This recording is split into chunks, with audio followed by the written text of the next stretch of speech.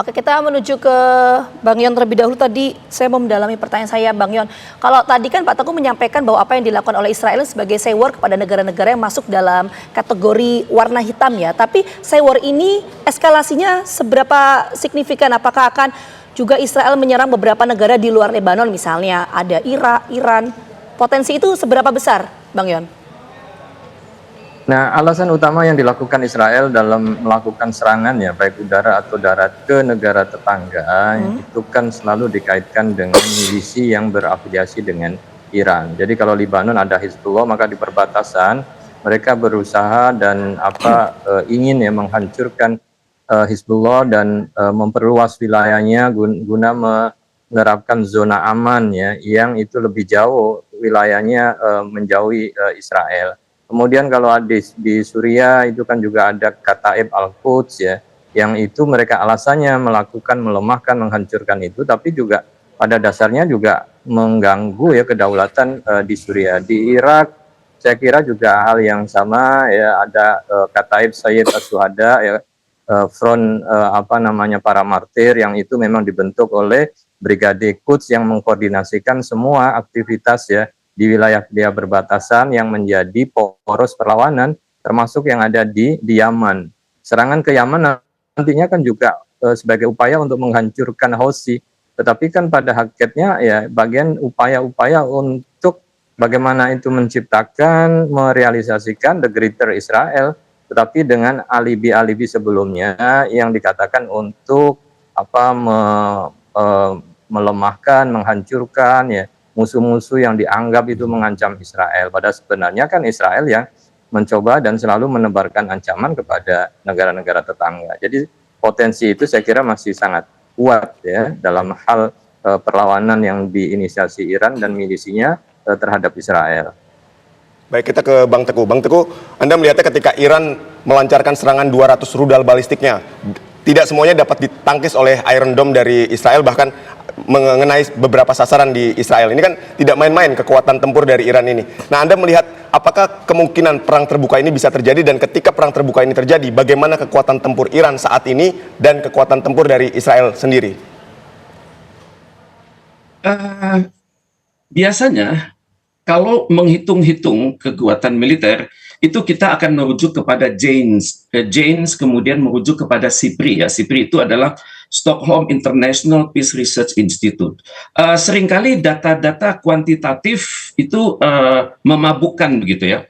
Tapi yang jelas dalam episode seminggu terakhir itu sudah terbukti oleh Iran bahwa untuk mengalahkan Israel itu yang utama adalah perang lewat peluru kendali, di mana pada saat mereka meluncurkan hampir 180-an peluru kendali tersebut, itu terbukti begitu bahwa Israel memiliki kelemahan di sektor pertama Iron Dome untuk kendali jarak dekat, kemudian David Sling untuk kendali jarak tengah, dan juga Arrow yang untuk kendali jarak jauh. Dan ini membuktikan pada Iran saat ini rasa percaya diri Iran sangat tinggi bahwa mereka masih menyimpan 600.000 personil siap tempur dan 100.000 cadangan, dan masih mengandalkan kepada aspek-aspek sains dan teknologi.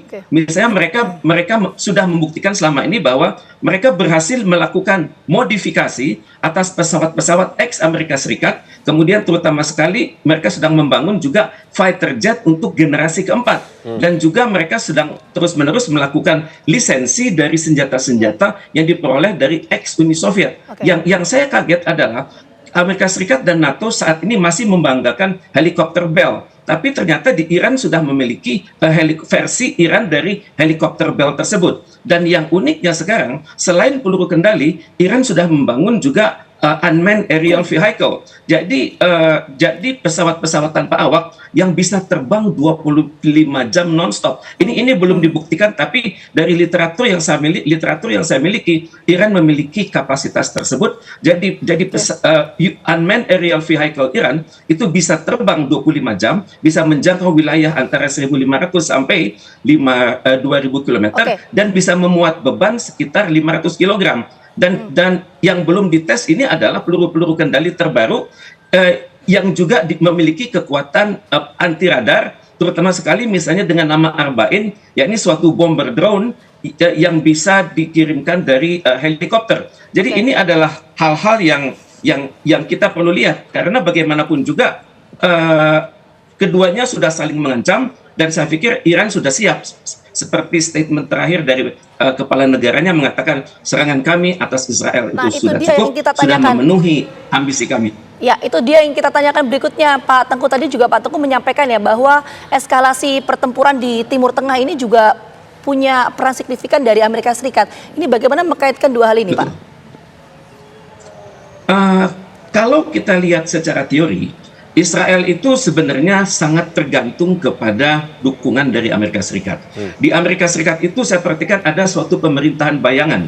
Kalau kita ketemu orang Amerika Serikat, rata-rata kita lihat betapa bersahajanya mereka, betapa ramah tamahnya mereka, dan juga betapa penuh senyum seperti orang Indonesia. Tapi di balik itu, ternyata kebijakan luar negeri Amerika Serikat itu dikendalikan oleh suatu mekanisme namanya Military Industrial Complex. Military Industrial Complex ini adalah kolaborasi dari banyak industri-industri persenjataan di Amerika Serikat yang mereka telah memiliki pengaruh yang sangat tinggi di kalangan legislatif Amerika Serikat, dalam hal ini adalah Kongres dan Senat, dan juga mereka menanamkan pengaruh-pengaruhnya di kalangan Pentagon. Jadi terdapat suatu pola hubungan segitiga yang di mana intinya adalah perang itu baik, krisis di muka bumi itu akan menguntungkan kami karena akan menjadi ekspor kami untuk persenjataan. Jadi sepanjang military industrial complex ini masih berperan, masih terus menerus mensuplai, maka dapat kita perkirakan perang ini nggak selesai-selesai. Bagaimana untuk penyelesaiannya? Kita sudah melihat saat ini sebagian masyarakat Amerika Serikat sudah lelah, mereka jeri, dan mereka sudah langsung menargetkan kompleks-kompleks militer, misalnya perusahaan-perusahaan seperti Lockheed yang diganggu hajat hidup mereka, dan ini tentunya akan berdampak kepada ketahanan militer Israel untuk jangka panjang. Kita ke Bang Yon. Bang Yon, ini saya ingin menanyakan mengenai dampak dari ambisi Israel Raya di wilayah Timur Tengah ini, dampaknya terhadap dunia ini seperti apa? Silakan Bang Yon. Ya, ini kan kemudian Israel selalu menebarkan ancaman ya terhadap tetangga-tetangganya dalam upaya untuk merealisasikan negeri Israel itu. Jadi kalau kemudian ancaman itu terus-menerus, wilayah ini tidak akan pernah stabil karena Israel masih menyimpan agenda yang menurut kebanyakan rasional kita itu tidak masuk akal, tetapi itu selalu dijalankan, dan hari demi hari itu kan selalu dilaksanakan ya. Aneksasi secara sembunyi-sembunyi juga mereka lakukan. Setelah itu mereka minta dukungan Amerika untuk bisa merealisasikan atau meresmikan ya aneksasi yang dilakukan.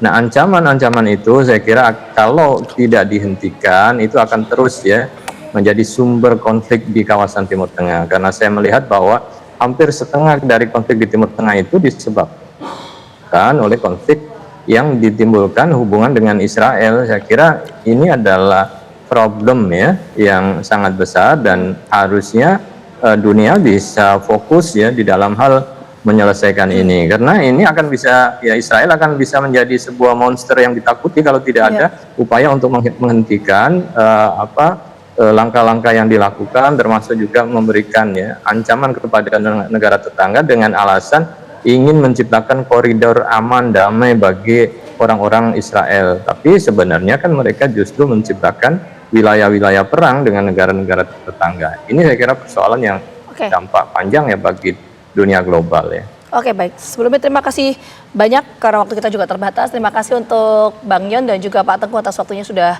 bergabung bersama kami di Kabar Petang. Sehat selalu.